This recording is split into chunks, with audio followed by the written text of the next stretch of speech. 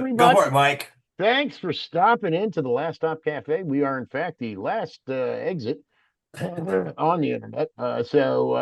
You can't get past here. You just can't. You have to stop in. And Impossible. why not while the world's blowing up? It's so good to be here with our good friends, the original dusty footed philosopher, Mr. John Case, and our great handsome sidekick, Mr. James Boyd. We appreciate him Thank you, dropping John. Good in and morning. saying hello to us here at the Last Stop Cafe here at enlightenradio.org. My name is Mike Cuccherini. I usually bring the sports and entertainment report, which I will do here in a few minutes, but I just wanted to say good morning to John and good morning to James and welcome Good everyone. morning. Good morning, Mike. Good morning, James, everybody. Good morning. James, I need to hear a sciatica report. Oh, sciatica has out of here. Out of All here. right. All right, Yeah. man. All You right. kicked Yeah, I its stopped by. ass. I got the Last Stop Cafe, man. After I got out of the hospital and everything, came home with those prescriptions, and none of this stuff worked. And I took a stop here at the Last Stop Cafe, man, and I'm all better. Nice. All right. Yeah. It's All out in the right. menu, man. It's the on the coffee. menu. It's the coffee here. That's the coffee. You know, we put. It's on the menu. We call it. John calls it liquid awake. Liquid awake. I had 2 bottles, man. Well, I know the potion comes from the tallest mountain in India. I forget its name. Okay. And there's a monk that lives there. And they got a drive through up there? Yeah. No, you have to fly through. What you have to do is it's so hard to, John, it is so hard to I'm get. glad you guys made the trip. It's so hard to get a gallon of that yak milk, isn't it? Is that why it's so expensive, huh? Yeah, Well, yak milk, baby. It's yak just milk. distilled yak milk. Well, it will get you. Well, I'm better, man. Thanks for asking me. That's better than that mezcal worm. That's for sure. But anyway, yeah. All right. So, and go on. All right, here What we go was with here we go with an update. Yes, The Washington Nationals made their selection in the first round, the first pick, and they selected a high school shortstop out of Oklahoma. He certainly is what I would call a 5-tool player. He's not the best hitter in the world, but he's a damn good fielder. I think he's physically able to play. Probably he'll get in and get like a half a year or a whole year in the minors, and I think he's going to be one of those guys that just comes up after the first year. I think he's that talented. I mean, you got to have. But the problem with that is he's also a shortstop and a third baseman. And the issue is that the Nationals already have a shortstop and a third baseman. I think it's a good thing to put pressure on those guys who are starting to get their shit together and play better. Sometimes, I mean, look, I'm going to tell you this right now. I admire CJ Abrams. He had some issues last year with gambling, their shortstop. He would stay out, go to a place and stay up all night and then show up for practice. He wouldn't, not slept, still thinking about the next gamble, and he had a really bad gambling problem. And the Nationals and through therapy and stuff, he took care of it. He's not doing that anymore. He plays video games that are not don't have anything to do with gambling or anything. He found those to be more creative and more interesting. He is called the Alien because he said he was incredibly fast when he was a kid and he had a gigantic head, so everyone called him the Alien. He still goes by that moniker. It's a good thing. Jacob Young has his own bobblehead now, although it's not just a bobblehead. Jake Young made a play that normally you just don't see in baseball. He hit the ball was hit to go out. It was on its way out of the park. Jacob Young took his cleat, dug into the fence, dug into that padding on the fence with his cleat, jumped up about 4 feet over the wall and caught the ball. And caught the ball. It was amazing. It was amazing. Literally, I would put it in the top 4 catches of the year so far. I think there's a Minnesota Twin who had this incredible catch backwards falling down. I heard he was taking that vibranium stuff. Who? What? That's a vibration? No, the vibranium from Wakanda. Oh, Hey, I got a question, Mike, and I don't want to interrupt I you don't know here. what the dispensary in And Maryland you You know, they got to sell do it, brother. You got, libations. when you I don't mentioned know. Wakanda, for yeah, sure. yeah. I got a question, Mike, so we can get our audience on track. Everybody. Yeah. Now, this shortstop that we just got, is it a tall shortstop or a short shortstop? I think he might be 6'2". Okay, we I'm got a not tall absolutely. I haven't shortstop. looked at his stats. I know he's a very religious. He comes from a very religious family. He's a very Mm-hmm. religious guy. His faith means a lot to him. He's a young guy who's leaned on that time and time again. He plays really well. He hustles, and I do think his family tries to live by the faith. I think they're kind people Now, what and faith decent is people. this? Christian. Yeah, he's a Christian. But is he a Christian Nazi or a Christian I Christian? don't think he's. I mean, I don't Good think he's going to question, get John. into. I don't think he can afford. I don't think a lot of ball players can afford to be that out in terms of who they support and on and on. It's difficult for you've already got them in a situation where they're kind of in a bubble. When you make it to No, that I understand level, that. No, when I you make it understand to that. that level, I think your only concern really is keeping your body in reasonable shape, maintaining your diet, sleeping well, and showing up on time to go to practice and listen to the coaches. He Well, knows he has some humility. And that's one of the things I talk about a little bit when I talk about sports. And you got to have a little bit of an ego to play at that level, or you wouldn't be playing at that level. You got to push yourself. Like, for example, Jaden, our quarterback for the Washington Commanders, said something that just kind of struck me that I had never heard a guy that was a perennial to be superstar have that kind of humility. He said, look, they asked him, they said, how does it feel to be the heir apparent to power here in Washington? And you're going to be the start. He goes, I'm a rookie. Go off. And they were right. He was right to say that because he goes, I don't know the offense yet. I'm learning it. We're all learning with each other. This is where we get together and we learn our tendencies and we see who can do what better than who. And that's just kind of the way it goes. And I was like, wow, you never heard that shit coming from any other quarterback.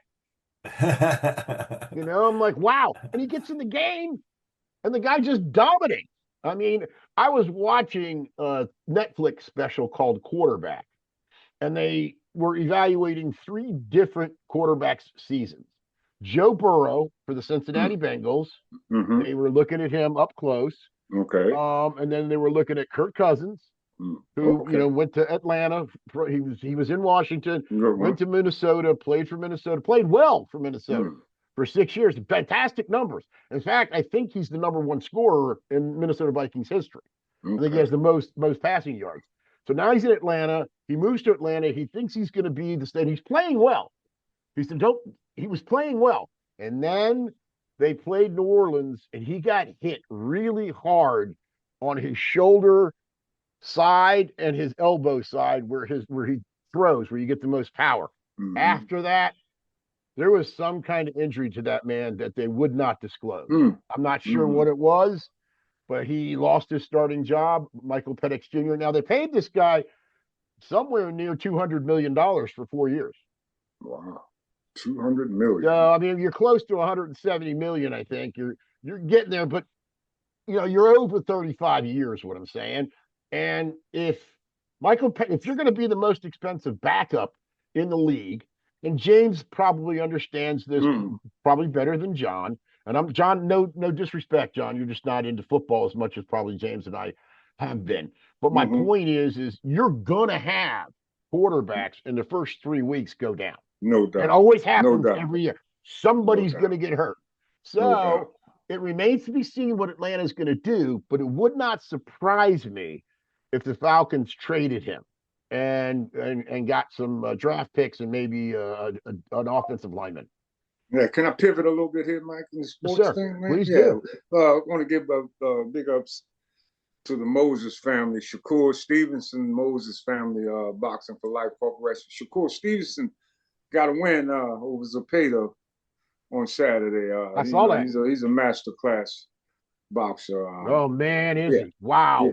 Wow, Yeah. that left something. It is Yeah, something, man. It's that yeah, left, like coming out of yeah. nowhere. He's definitely a technician. So it's God, the not. speed, the Yeah, speed yeah. of that left hand is just, Mhm. and he's Well, got the combinations, he's got jabs, he's got a cross, he's got just about everything. He moves his feet well. he got focus. Yeah, he's always focused, Yeah, always. he's got focus. I'd like to talk about the underlying issues, like his focus, all of the things that go into that full Mm, package. mm, All of the body parts and all of the mm. concentration and the things and the coaching Yep. and the people that you surround yourself with. It all comes together in that ring.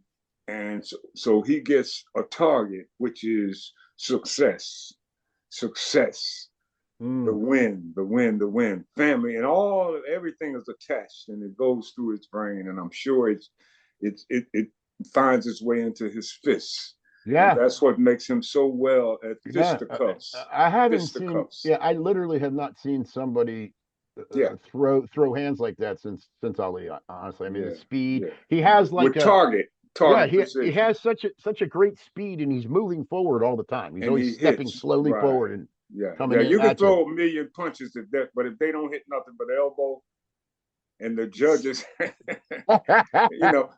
you hype that number up, and it Yep. sells tickets, Well, yeah. right? Yeah, But man. Shakur went in and picked, and people are not really catching some of the things that Shakur points at after the fight. Hmm. It comes from his corner, and it has to do with the ropes. Ah, See, we missed that whole thing. How you well, the use trainer stuff what you is got.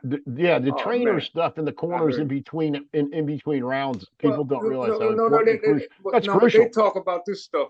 They talk about this stuff ahead of time, Oh yeah. Oh yeah. he, if you notice which side of the ring that he planted his back on, so that his face can see his corner when they Oh give yeah. him the nod about how Yeah. long and Yeah. when to There's get some off the signals ropes. going on there, Oh man. There's man, hand beautiful, signals. Yeah. beautiful. Waleed Moses, man, you my And guy, you that's my dude. Yes, and this is sir. what I would Wow. say Grandpa. too, James. I appreciate that. I just wanted this for a second. I wanted to go back to the show quarterback Yeah, because what I'm trying to point out, and yeah. what I think it's being produced by Peyton Manning and Patrick Mahomes, Okay. the actual show itself. Those are the executive producers, and they're Mm-hmm. quarterbacks. So who would know better? My point is when you watch these guys, they have to learn a completely different language everywhere Yeah, they go. everywhere they go. When you understand, like if I said to someone, if I said shift right, power right, raw, 44 jam, Okay. that is a dive play. Mm-hmm. That means on my line is going to be unbalanced. I'm moving an additional lineman to the right, Mm-hmm. so I have my power side on the right. My Okay. hole I've identified by saying 4. I'm saying the 4 back through the 4 hole. Right. That doesn't cut it anymore. Uh, Now it's the 4 back through the A gap. through the A gap. You're right, Mm-hmm. because what we're doing is we're doing linemen who are doing movement blocking. In other words, if I want to crush down on somebody, I'm going to take my tight end and have him crush down on a defensive end and knock him this way. Okay. Mm-hmm. Mm-hmm. If I want my tight end going in motion and coming through that A gap, Mm-hmm.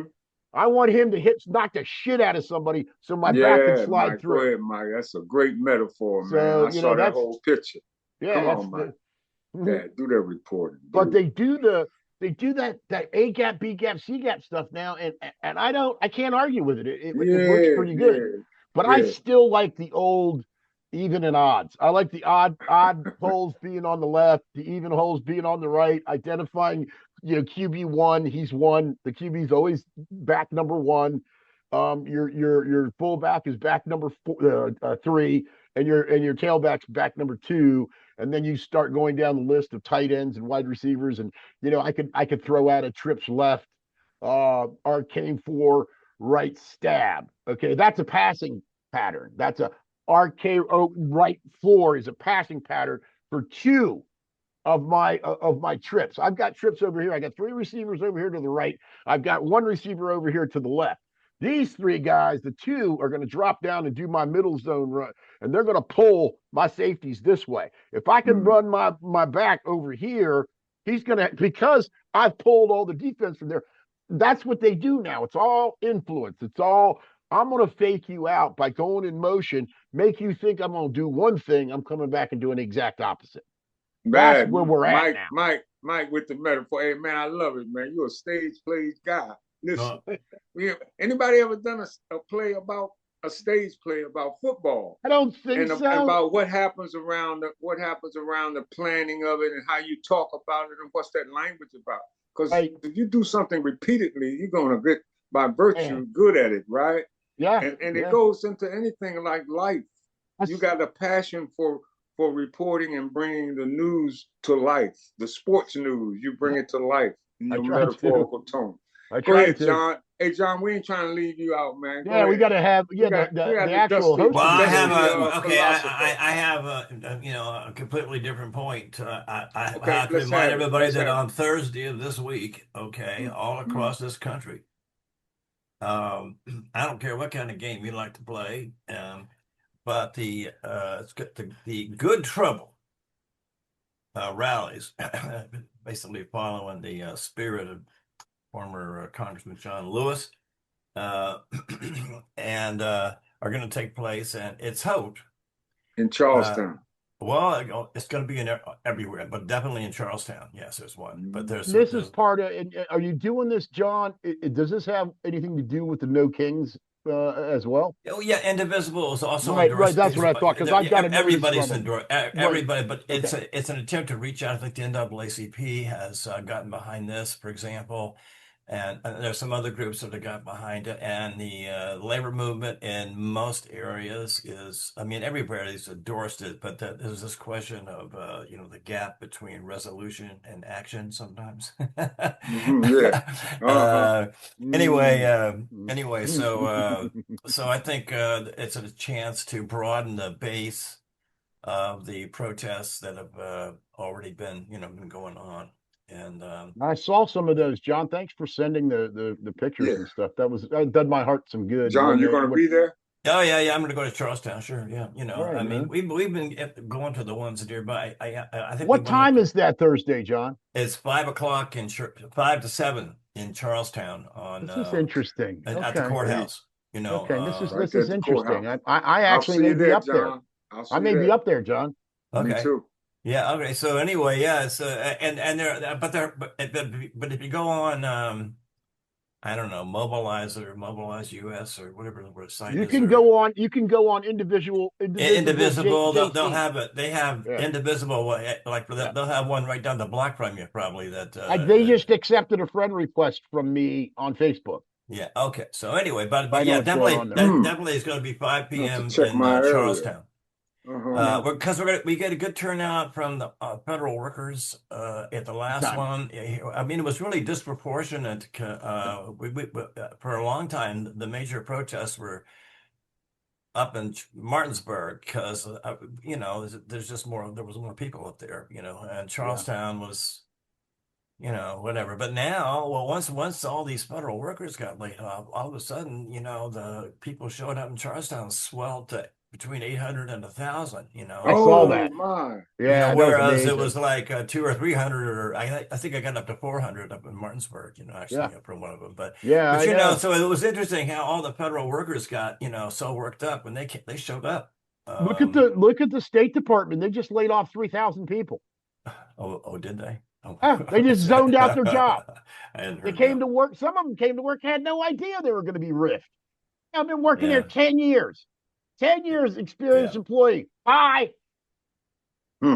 Pack your shit and get out. You're out of here. When it does this, you can't have any DEI. But the government has the power to do this all of a sudden stuff on you, and you can't. And there's no recourse at all. Like, well, there have been some people that are fighting back, James. There's a small percentage of people that are fighting back, and 2 of them haven't lost their job. 2 of them were supposed to be riffed, and they said, "No, I'm not going anywhere."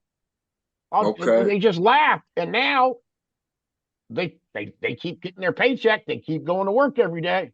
Okay. So they just said no. Here's the thing: if we're gonna talk about this, I'm going to talk about this at a basic, innate level. Okay, go ahead. What I mean is when I hear the term lazy government worker, it fucking pisses me off. My dad wasn't lazy. My mom wasn't lazy. My sister was never lazy. I have met no, I worked for the government. And I saw more lazy contractors than saw government employees. So when you say that phrase, you better goddamn well know what you're saying. If you've got experienced people doing a job that not a whole lot of people are capable of doing, and you lay their asses off, you're goddamn right there's going to be reciprocation and problems. It's amazing to me that you can't identify the fact that these people are necessary. Well, it's incredible to me. A little bit of it is a wake-up call to public worker unions. Okay, because yes, it is. And it has been, and I just want to say, for example, my wife's local AFGE, American Federation, has responded just beautifully. Okay. On the other hand, I think we learned in West Virginia, one of the things that was an interesting lesson, I don't know that we fully absorbed it because the lesson is a hard one.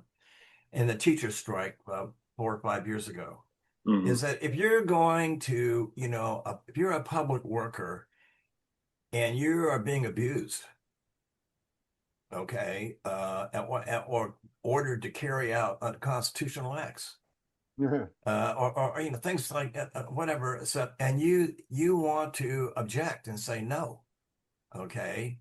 Well, and how do you strike? Because when you strike against the public that you serve, okay.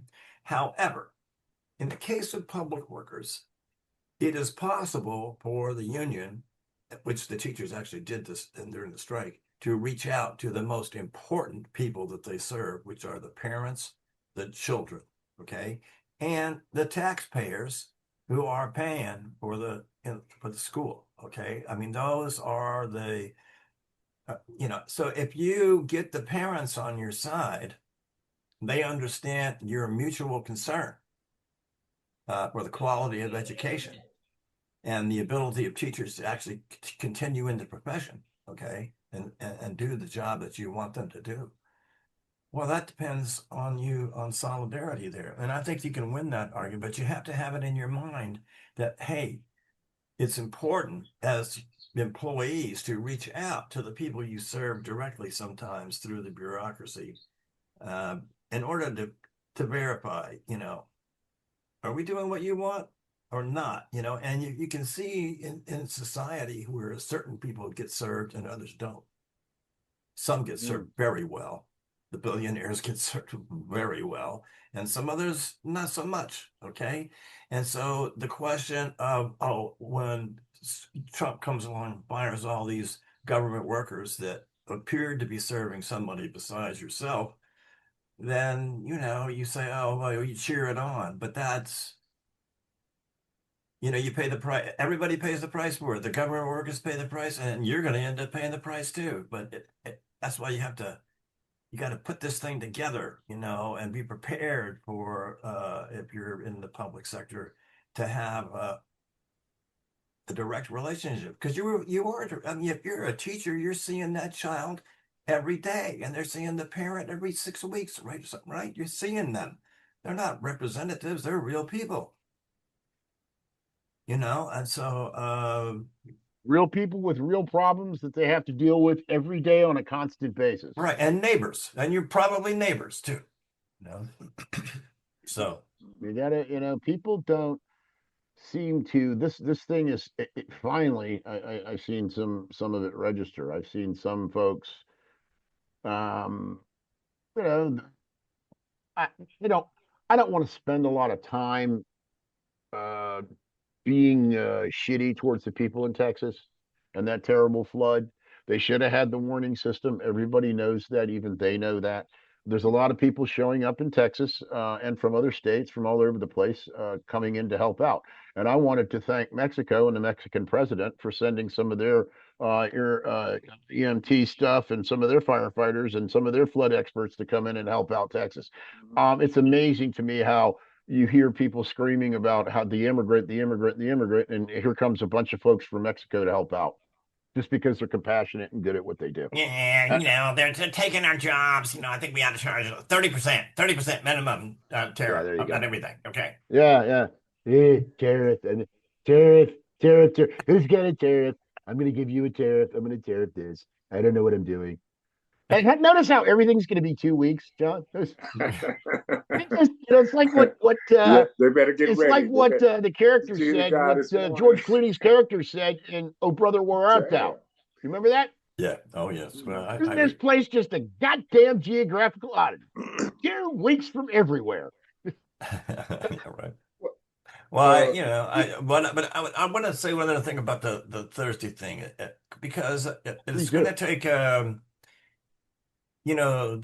for example, in the labor movement, you're not going to get unity in the labor movement on support of Democrats.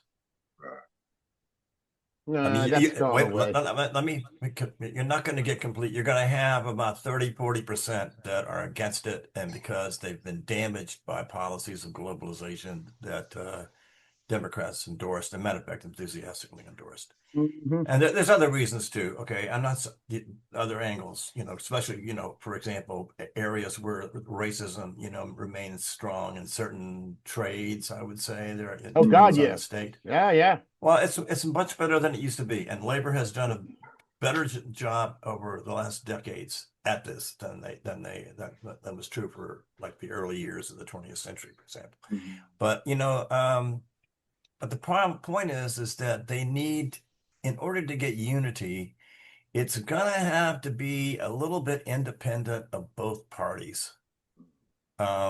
Because there's just been so much damage done to the trade union movement. I mean, the damage is immense that has been done. And plus, it only represents 10% of the wage earning class of people now. Right. Anyway. And this is bringing up a really good point, John. I in 2007, I was identified, my entire life identified as an independent. I never joined either political party until that time. Mm-hmm. I decided I was going to side with Obama and the Democrats, and I registered as a Democrat. I have been a registered Democrat. Mm-hmm. And this won't come as any shock or surprise to anyone. Mm-hmm. I am seriously considering this week changing my registration back to independent. Mm-hmm. Because I am sick and fucking tired of these goddamn wealthy Democrats capitulating and kissing ass. Mm-hmm. I'm just tired of it. The people on the other side are our friends, and we want not.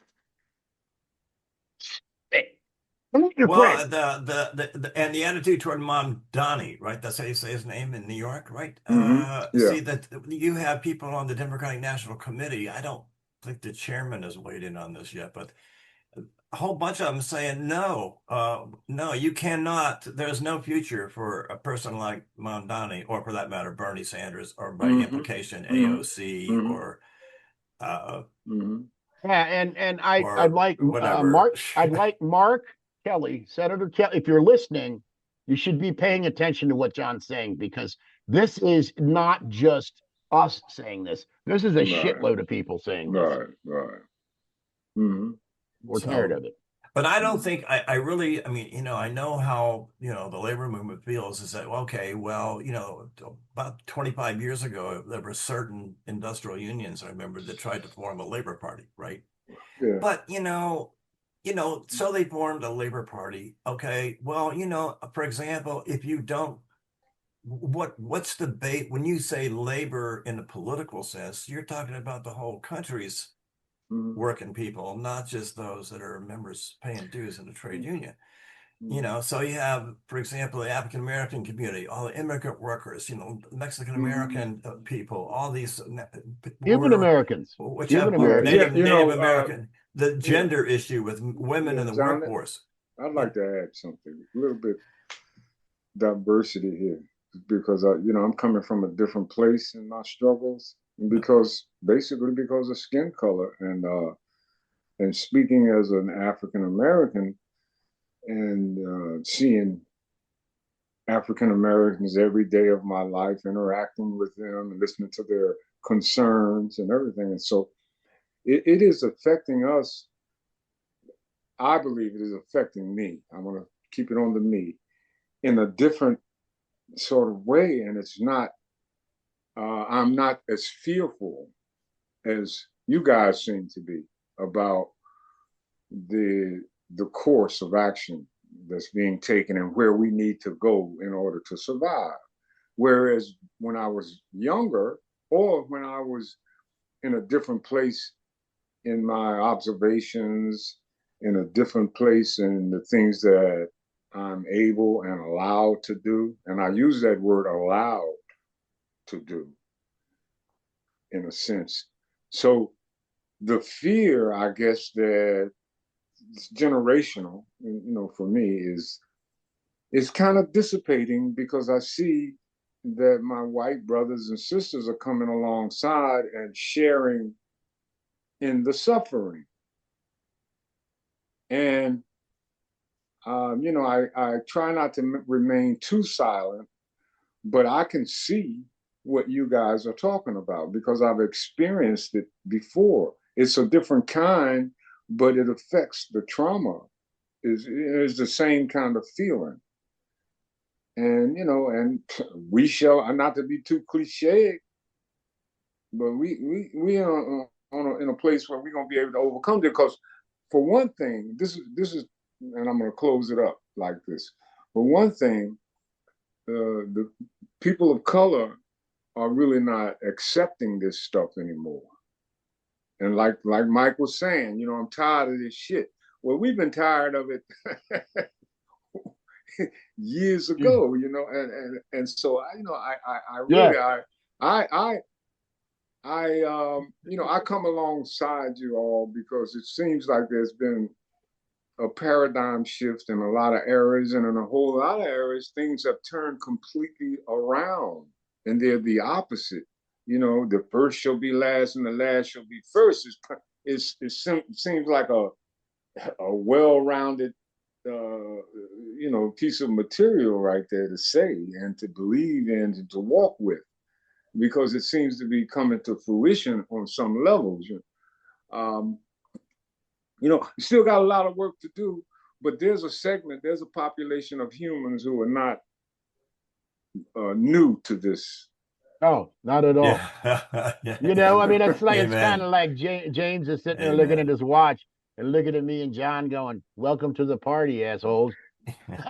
Right. Well, I would never call my friends and brothers. I know. Assholes. I just use that as it's a term of endearment for John. I know what you mean, but I just want our listeners to really let this cut deep. Cut deep. Today there's 4 of us. Tomorrow there'll be more of us. Right. We're not taking this shit no more. Nope. By the way, when it comes to I got a new phrase when it comes to birthdays. Okay, don't celebrate, retaliate. I like that. And make sure you send me my gift too. Yeah, exactly. And then, like my old friend Carrie used to say, they'd ask him, "How old are you, Carrie?" Carrie would say, "How old am I? How old am I? I'm fuck you. That's how old I am. And you know what? Next year I'm gonna be fuck you some more. How about that?" Don't ask it.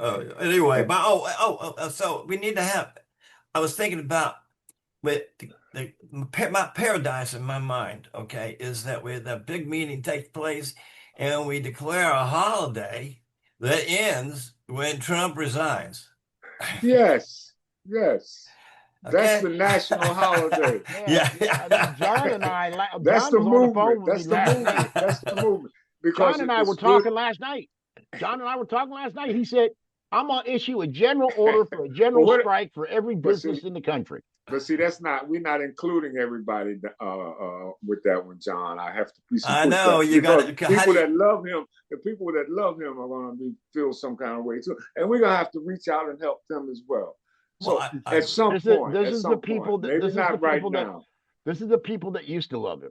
Well, we always supposed to all love everybody. That's what they said. But sometimes I feel like we need to revisit that one.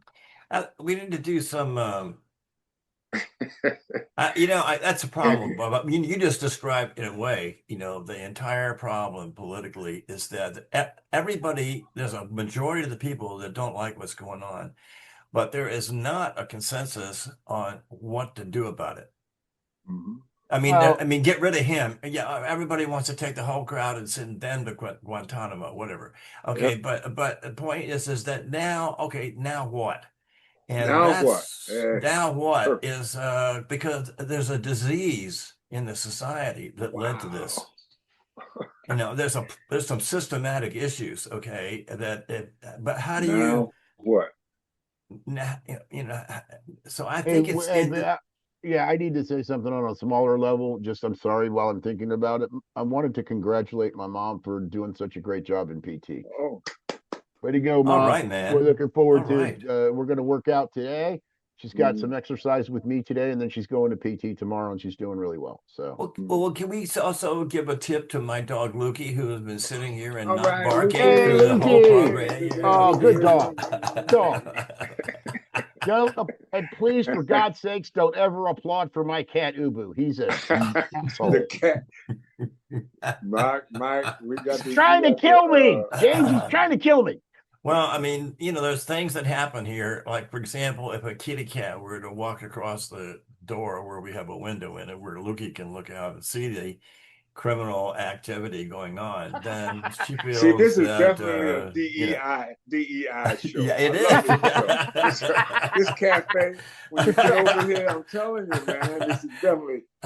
Oh boy, this is like a utopia, man. What we talking about at the Last Stop Cafe. Oh yeah, that's all right, man. So if you drink our poison and some people have made the mistake and tried to head out the back door. It's a 7-mile chasm down to the bottom of the Mariana Trench, man. There's no other way. There's no other way. I'll use my reporter, like when Bryant Gumbel would say, like, he didn't like somebody, he'd say, okay, well then, good luck to you. Good luck to you. Good luck to you. There's a guy in Charlestown. He says, it depends. Or no, he says, how's that working out for you? How's that working out for you? I know. Yeah. That sounds like George. That sounds like George Ruth. That's what George Rutherford would tell you. I love. Charlestown. Yeah. My man. That's what George Rutherford would say to you. I know I had said, fellas, just one more thing before I go, because I got to get going. I know I had said that we were shooting the last scene. Actually, the last scene is this Friday. So we're going to finish it up. Okay. Some more work for you, Mike. Just a little bit more work. Hey, just a couple hours. We'll be holding you in the light, brother. Yeah. Thanks, man. We're looking forward to finishing it. And while you're practicing your lines, Mike, I want you to say this really quickly. I want you to say, was it a tall shortstop or a short shortstop? Was it a tall shortstop or a short shortstop? Tall shortstop.